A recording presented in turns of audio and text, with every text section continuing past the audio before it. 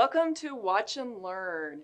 Today we are going to be introducing one of our studio educators, and we're really excited. But make sure that you like and subscribe so that you can get some more quilting content. So I'm Christina Whitney, and I'm a studio educator here at Handi Quilter. And with me today is Denise Dowdrick. I'm a new studio educator, and I'm so thrilled to be here, Christina. We are very excited for you to be here. But we want to go through and get to know you a little bit better. So start out by, first of all, telling us a little bit about you and a little bit about your quilting journey. Okay, gosh, it's a long one with lots of starts and stops, so hopefully it makes for entertaining watching. I grew up in a very large family, and my mother took the time to take turns shipping her kids off to Grandma's house every summer. And the summer my twin sister and I were 10, we spent 2 months with Grandma, and she taught us to sew, and she put us in 4-H classes. And I never wanted to leave sewing class. I was so excited. They actually had to call my grandma each day and get her on the phone to tell me to go home, like it's time to leave. And it was just so much fun. I was so hooked. I started making all of my own clothes. They weren't very pretty at that time, but I was so excited to wear something I'd made myself. So it started when I was really, really young, and then as I got married and had a family, I had 3 beautiful little girls, and I loved making little dresses for them. And then we added 2 little boys to our family, and they didn't want to wear dresses. So the sewing became less fun when there weren't frilly little dresses to do, and the girls got older and thought it wasn't cool enough to have mom make their clothes anymore. They didn't want to wear handmade. They wanted to go to the mall.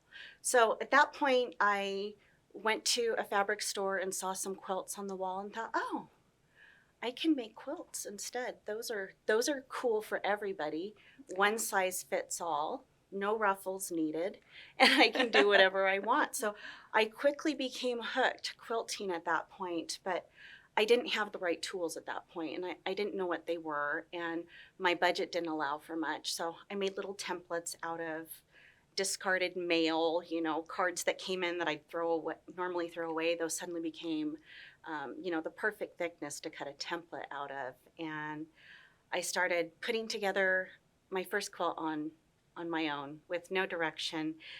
And after about 4 months, it ended up in the trash. I was pretty discouraged and thought, gosh, I don't know what I'm doing here. And then things kind of changed for me later because I found this really cute quilting panel. And I actually ordered this little panel online, but it had been cut.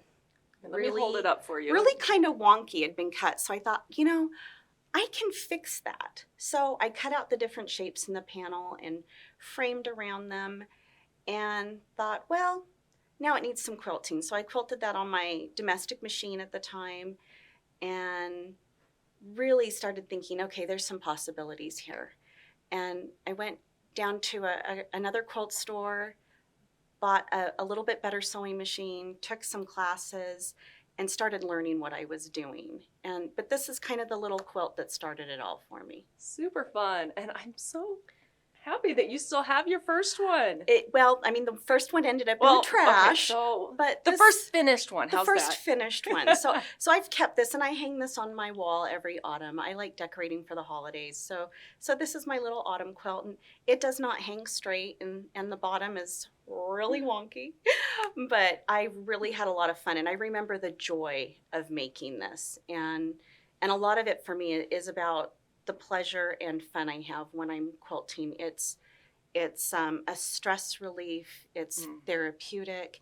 And you know what? It doesn't need to come out perfectly. It just needs to be meaningful. And I find a lot of meaning in the quilts I make. So I just have a lot of fun with it. Excellent. Okay.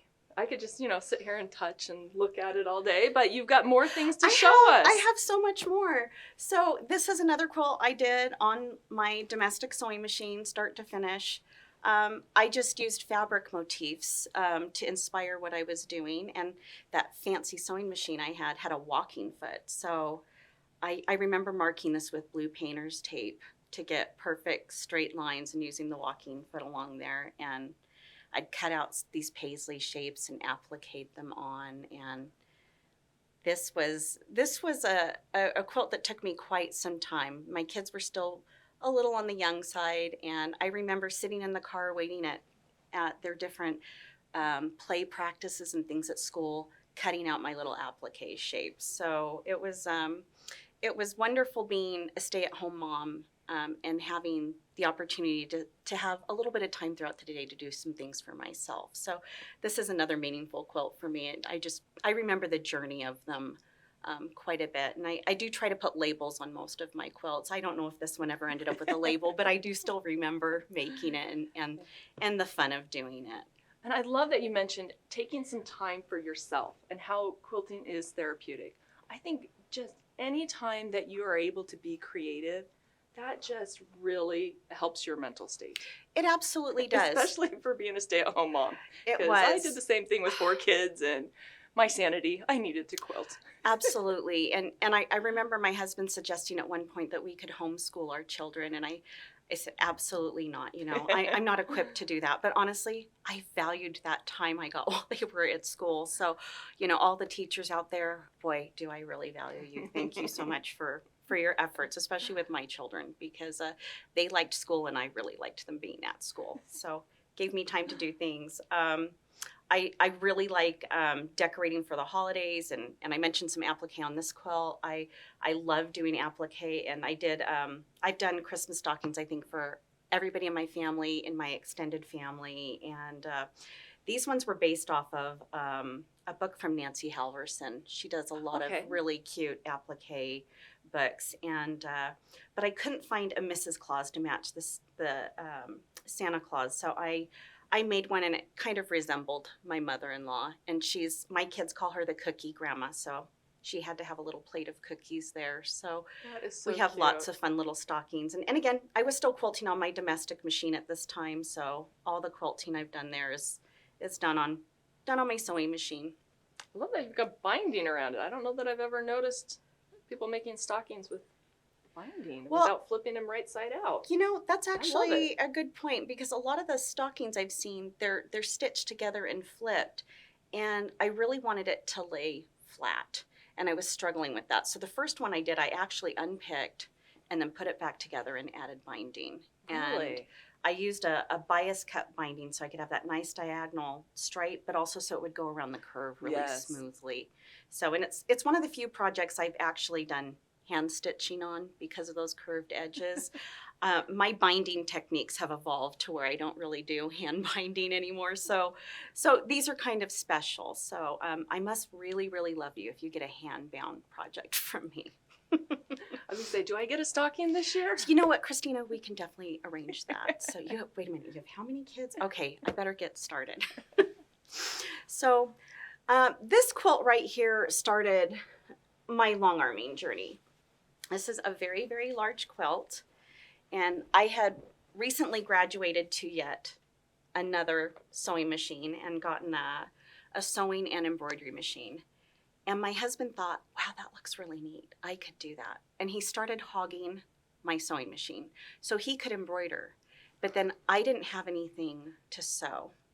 So this quilt was actually pieced on my overlock machine. Really? The whole thing. So, and I think I have a little label on there. I called it gridlock, not just because of the overlock machine, but I could not get to my sewing machine. My husband was on it all the time. I remember he was in school at the time, and he'd be studying while the embroidery machine was going. And it's like, gosh darn it, I need to get that quilt done. And here he is hogging it. So I started quilting this on my domestic machine. And this is a pretty large quilt. I started and stopped 3 times. I kept unpicking and just realized there's got to be a better way to do this. And I had sent a few quilts. It just keeps on going. It keeps going, doesn't it? I had sent a few quilts out to a Longarmer at this point and was really fascinated by the process and thought, I need to research this more.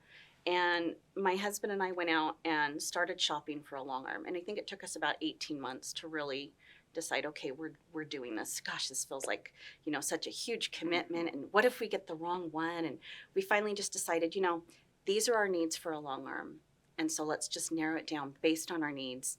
We picked out a machine together, got it all set up, and between the two of us, we managed to long arm this quilt.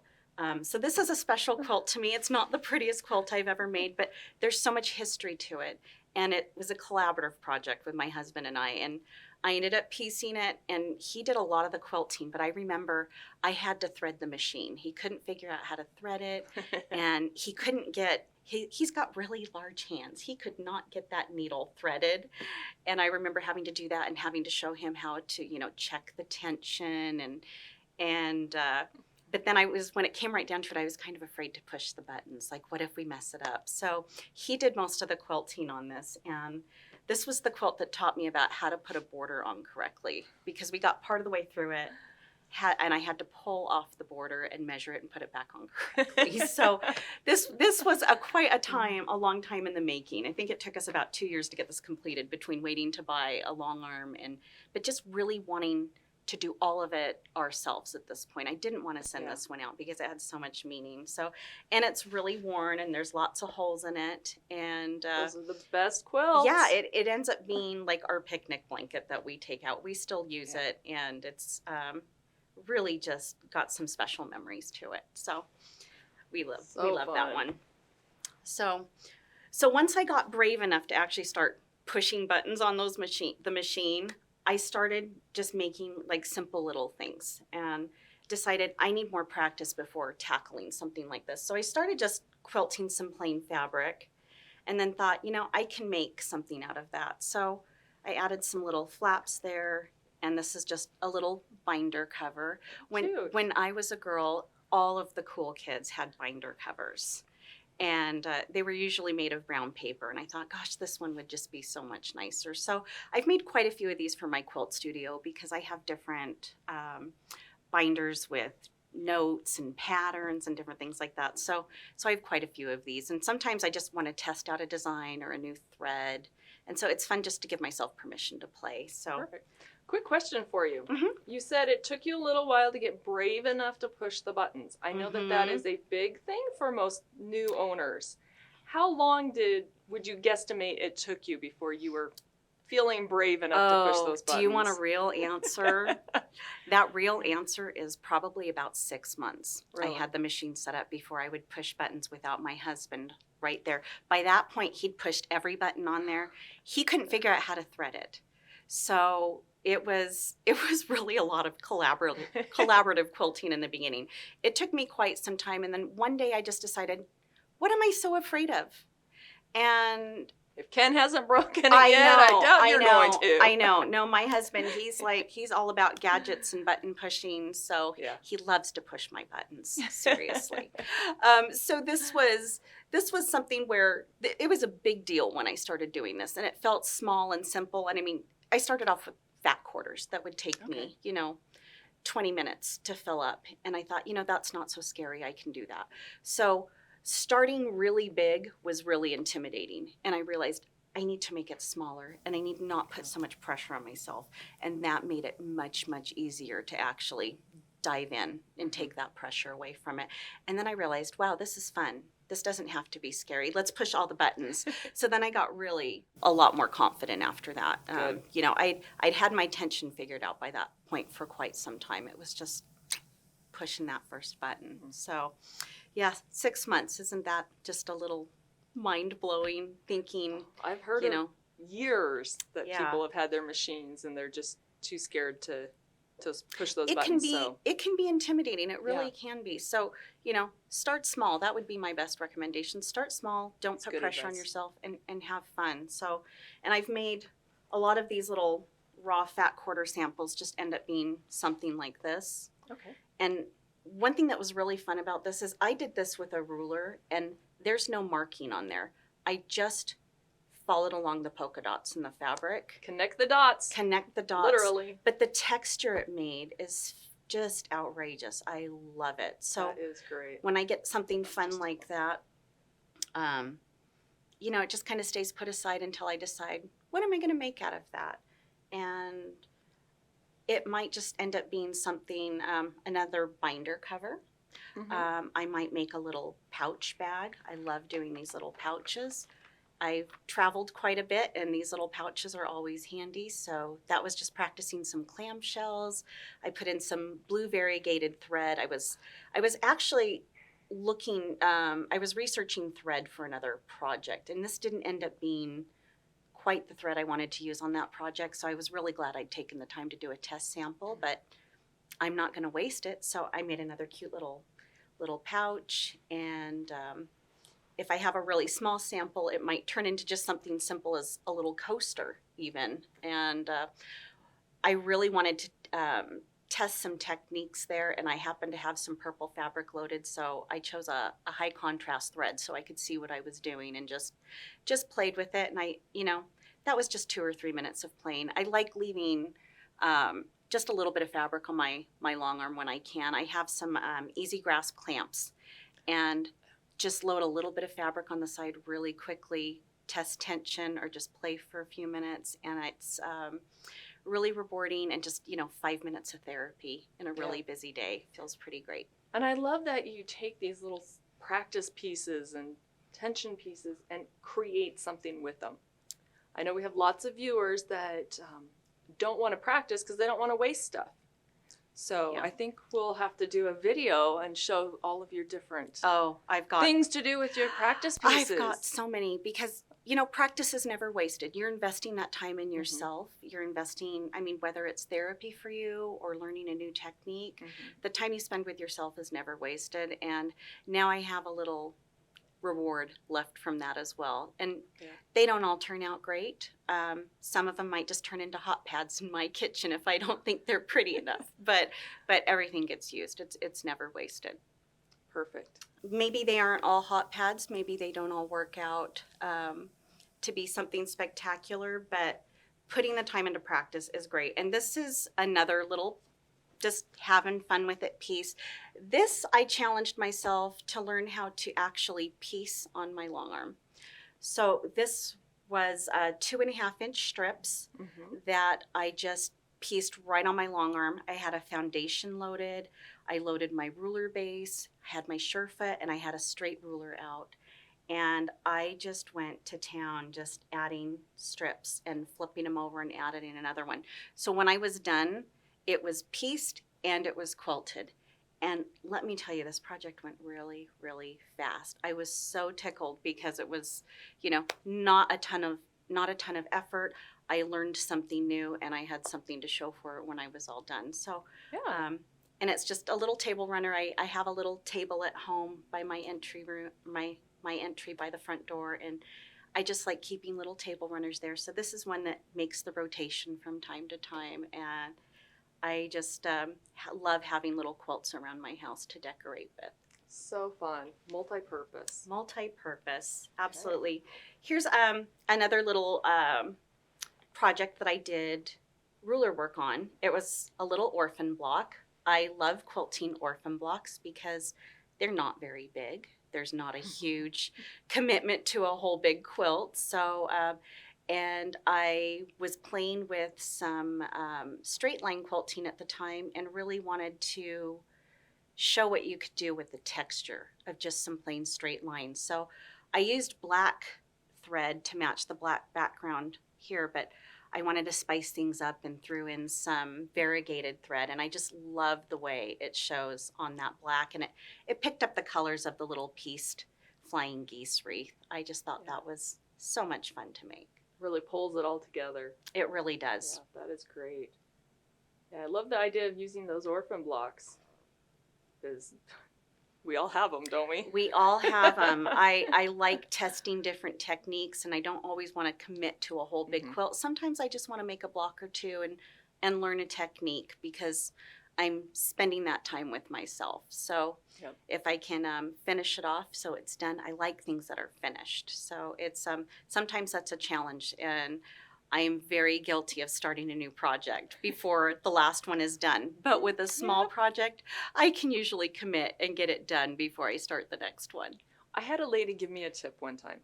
She said, if you are ever doing blocks, just to try that technique, or to to practice, or you're in a group and they're doing a block, so you have to do that block, always do those blocks in the same color scheme.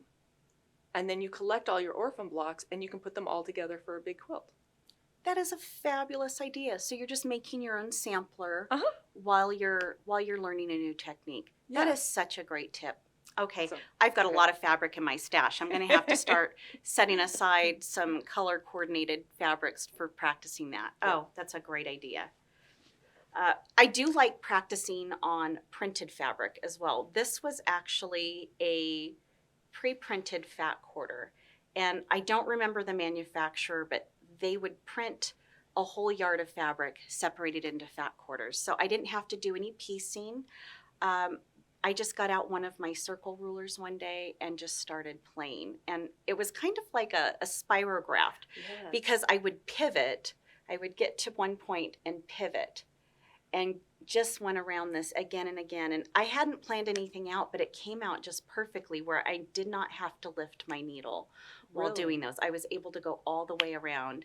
And then I went back and just added a little more detail in the center to finish it off. But it didn't take very long to do. And it's one of the last projects I did with actual hand binding on it, because with that curved edge, one of these days I'm going to steam it and get it to lay down flat. But it was just so much fun to just get in and play without any pressure of worrying about, oh, I've pieced this and I have all this time into it. What if I mess up? There was no worry about messing up. It was just a little piece of fabric, and I gave myself permission to play with it. So I love that you give yourself permission. absolutely, Sometimes we just all need to should. do that. We all should. So, well, I already said I like having small quilts around my house. I love decorating for the holidays with quilts. This was another panel that was done as a little advent calendar. And I remember there were directions printed on the panel that I completely disregarded and didn't read at all. I pre-quilted my fabric, and then I went back and I folded without, again, reading the directions. So it probably took me a little longer than it had to. And then I went back with some decorative stitches on my domestic machine and just stitched things down. But really, this was just a fun, quick project. And my family really loves little advent calendars hanging up at Christmas. And you never know what little treats might be in there. Sometimes there's just little notes with an activity that we'll go do. Or maybe there's a Tootsie Roll or something in there for Mom, because they know I'm a sucker for Tootsie Rolls. Oh, that is a fun project. So this quilt here has a lot of meaning to me as well. Through the years, as I've learned to quilt, I have shared my passion of sewing with my children.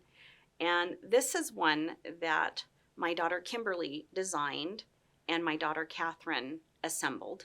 And then I went back and quilted it. So it was a collaborative effort between the three of us. And then I got to do the binding as well, so no more hand binding. I just did that by machine. I love the decorative stitch for the binding. Those little decorative Yep. stitches on your sewing machine are marvelous. Yep. One of the HQ machines, the HQ stitch machines, has a lot of decorative stitches. I've played with all of them for binding. It's just a fun way to finish your quilt and really push some of those buttons and stop being afraid of them. Yeah, and you don't have to try to keep that line straight. No, there's no worrying about keeping it straight. I actually stitch the binding to the back of the quilt, then flip it over to the front. So I'm really only worried about how it looks on the front. I don't lose any sleep over what it looks like on the back. I love that you did that with your daughters. It was such a fun project. And then I don't remember which one, but one of my daughters went back and added little jewels and stuff to it too. I love the little enhancements that she added. We quilted a horseshoe edge-to-edge design using Pro Stitcher with this one, because it just went with the theme of the quilt, but it blended in and didn't take anything away from the piecing and the applique that was there already. So I used, I believe this was a Magnifico thread from Superior. It has this beautiful sheen to it, but I kept it very tone on tone. So again, it would just blend and enhance what was there already. Perfect. I love it. I love this one. I'd love to get this one hanging up in the studio. That one's a pretty one. I like that.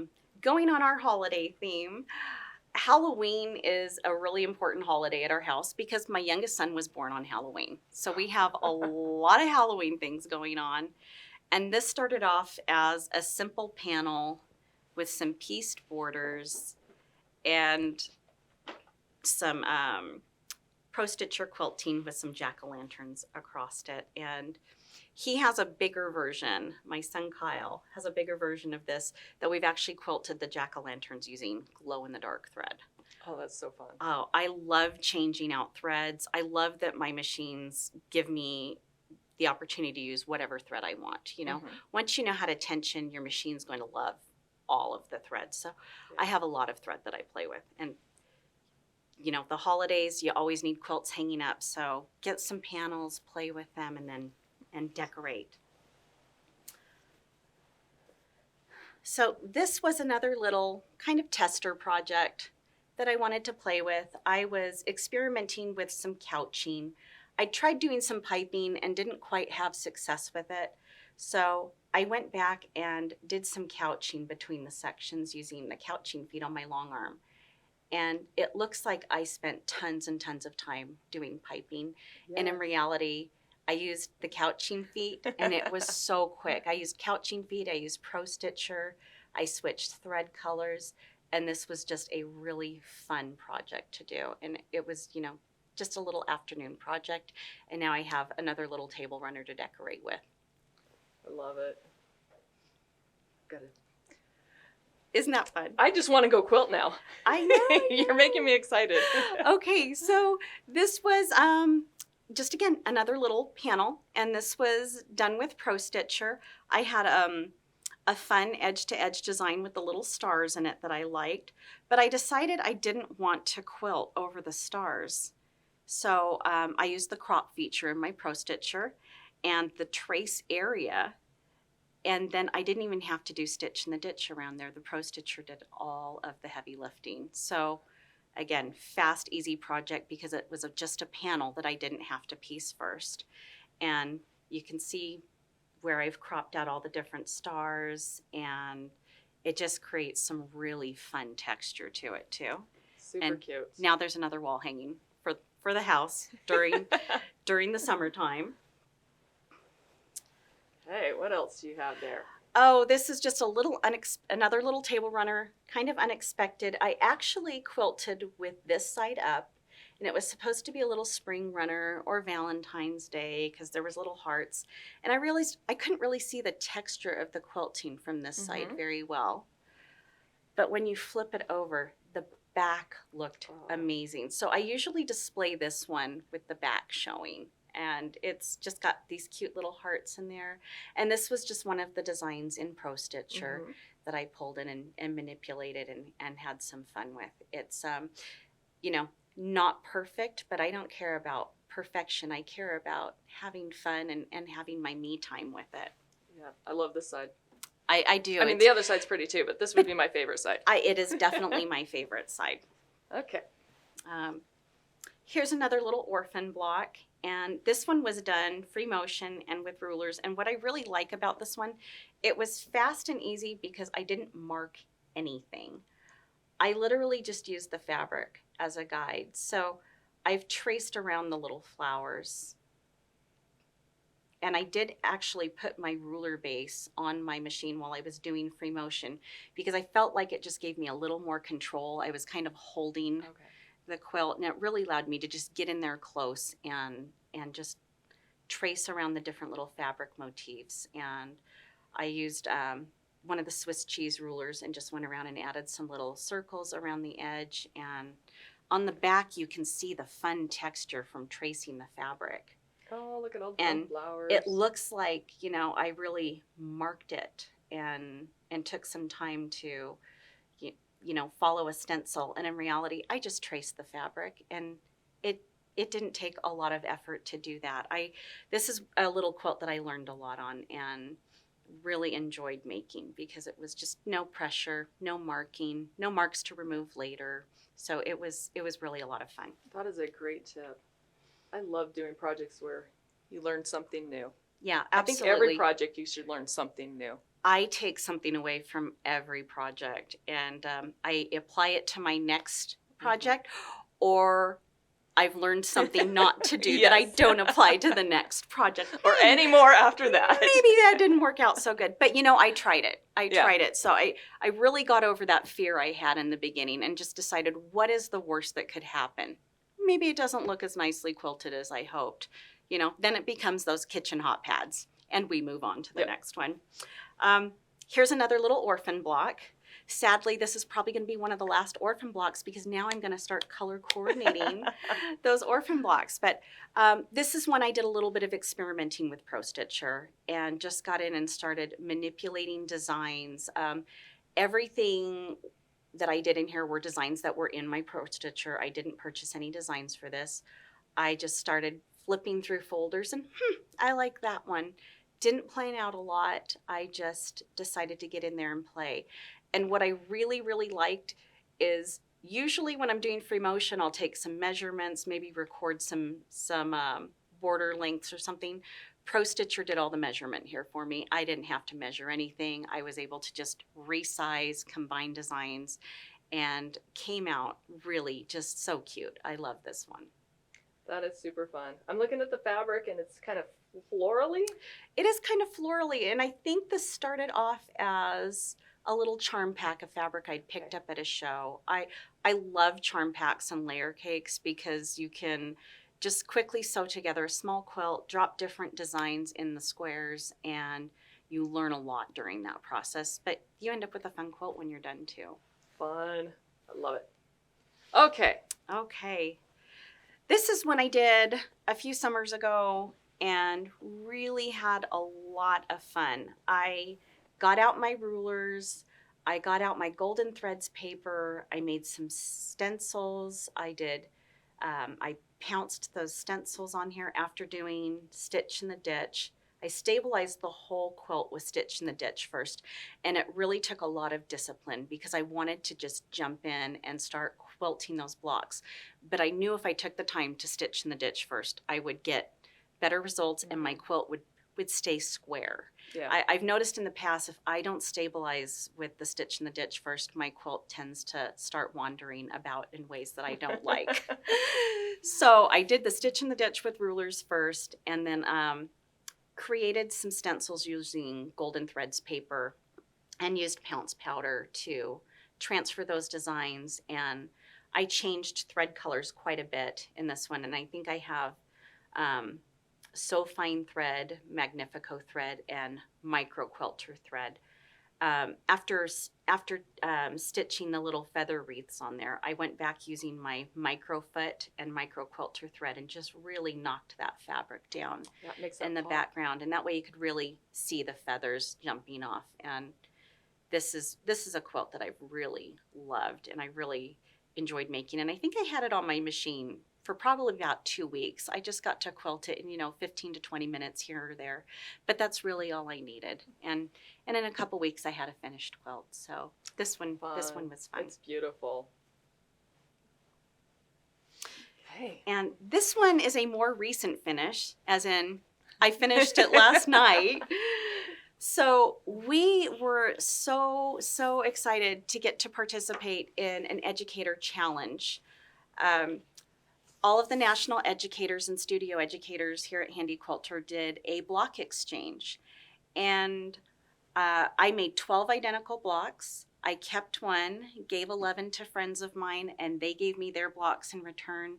And I combined this into a quilt. And I've used all kinds of fun techniques on this. I've got ruler work in here and little free motion loops. And then I used Pro Stitcher to do just a fun little design in the setting triangles. I kept it all one color of thread. It's a very, very light gray thread because I wanted the texture to show. And quilting white thread or white fabric with white thread can be kind of challenging. So I cheated a little bit and I used a light gray. Made it a little bit easier to see. That's a good idea. And I had a lot of fun making this quilt. It's so new, it doesn't have its label yet. I've got its label that's going to be going on this afternoon. And this really, such a joyful experience to be able to quilt with my friends. Matter of fact, I named it Quilting with Friends. And again, that journey of quilting is so important to me, and I will always remember when I look at this quilt that, oh, I made that with my friends. Yep. And really, friendship and learning are a huge part of the journey for me, and it's something that I know I'll continue doing across my whole quilting journey. I'll make more friends, I'll cherish the ones I've made, and I really, really learn a lot. I learn a lot from trying things myself, and I learn from teaching classes and picking up tips from my students. So I love keeping an open mind with quilting, and I love that this journey has really enriched my life in so many ways. Denise, you're amazing. Oh, well, thank you. I think you're pretty amazing. Well, I didn't say that for like fishing for a compliment, but well, you got one anyway. But we're so excited. That's why we're best friends. Denise is best friends with everybody. I'll just let you in on that little secret. Yes, I am. But we're so excited to have you in the studio and for your passion and that drive to learn and to help other people learn. So we are so glad that you're here, and thank you for joining us for this Watch and Learn. Oh, I'm so excited to be here, and I've loved being part of the Handi Quilter family for many, many years, and I hope to be around for many, many more years to come. Yeah, I think we failed to mention that you were a field educator before you came into the we studio. Did too. Yeah, I've been a field world. educator, so many of you've probably met me at events. I've been a field educator since 2018. Yeah. And before that, I actually had my own quilt shop on my quilt journey. My husband and I owned a quilt shop for about 5 years in Southern California, and we were Handi Quilter retailers during that time as well. So it was really exciting to be able to get in there and learn about all the different machines, touch the buttons on all of those different machines. And I think I've owned almost every machine in the Handi Quilter line across my journey. I think there might be 2 I haven't actually owned. Wow. So it's impressive. Really, really a lot of fun. Well, you guys have a lot of things to look forward to because you're going to be learning from Denise, and she has lots of information and knowledge to share. So thank you for joining us today. Make sure you like and subscribe, and we'll see you next week. Have fun quilting.